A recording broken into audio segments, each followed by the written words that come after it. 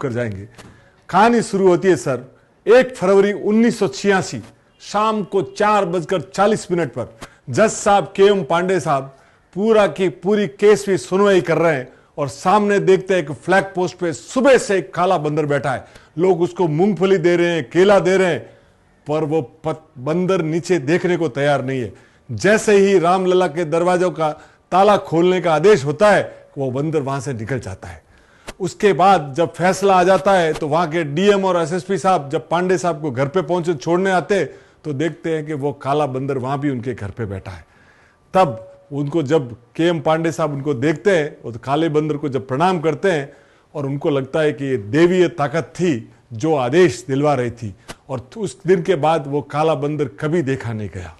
दूसरा K पारासरन साहब, दुनिया के सबसे नामी वकीलों में से एक, जिन्होंने रामलला का सुप्रीम कोर्ट में केस लड़ा at the age of 92, Padma Vibhushan 2 बार के अटॉर्नी जनरल रह चुके। जब वो कोर्ट में आते थे तो बिना चप्पल आते थे। उनको जब जज साहब ने बोला कि आप 92 ईयर्स के आप बैठ जाइए तो उन्होंने बोला कि मैं बैठूंगा नहीं, भगवान राम का केस लड़ रहा हूं तो मैं खड़ा रहकर बिना चप्पल। और शनिवार की शाम जब ये फैसला आता है 2019 9 नवंबर को, तो वो कहते हैं कि ऐतिहासिक फैसला आया कि रामलला के दरवाजे मंदिर का निर्माण होया जाए।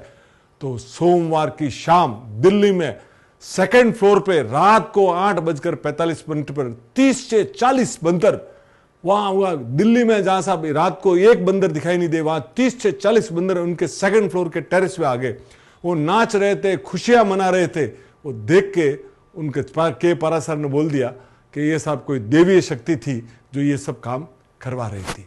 अभी जब ये मंदिर बन रहा था तो रामलला की मूर्ति अरुण योगीराज जो मैसूर के हैं, MBA है और 5 पीढ़ी से शिल्पकार है, जब मूर्ति बना रहे थे 7 महीनों से, तो रोज एक बंदर आता था शाम को 4 से 5 के बीच में।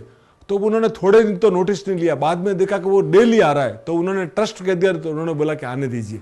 और उसके बाद एक बार तिरपाल और दरवाजा बंद किया था तो वो दरवाजा खटखटा के अंदर आया और पूरे 7 महीने वो बंदर आता रहा, आता मूर्ति को निहारता और शांति से चला जाता। उसके बाद जब फैसला, जब प्रतिष्ठा हुई 22 जनवरी को, तो आप सुनिए ने कितनी सिक्योरिटी होगी सर। और 23 जनवरी को वापिस एक काला बंदर आया तो लोगों सिक्योरिटी दौड़ी कि भाई कहीं ना कहीं मूर्ति को कोई नुकसान नहीं पहुंचाए, पर वो तो शांत चित्त से आया, दर्शन किया और पूरी दरवाजे से निकल गया।